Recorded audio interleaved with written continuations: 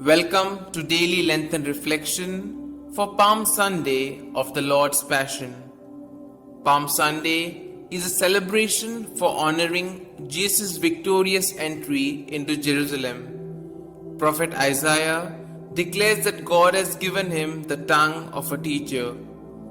He has received the grace to stand firm in the Lord.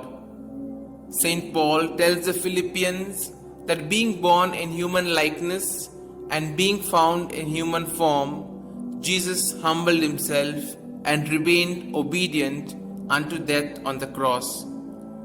Today's Gospel invites us to obey God's commands in our lives and motivates us to accept God's will honestly.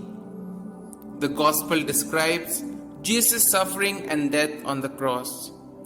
We witness the ordinary people's respect for Jesus, who spread their cloths on the way and leafy branches which they had cut out in their fields. Those who were praising him before, same people said, "Let him be crucified." Jesus gave the testimony of his unconditional love for us by sacrificing his life on the cross.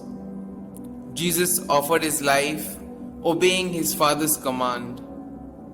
While dying, he said, "Father, into your hands I commend my spirit." Jesus died on the cross for our salvation and rose on the third day. In the midst of political, social, religious violence and injustice, we need to be united among ourselves to live an authentic life.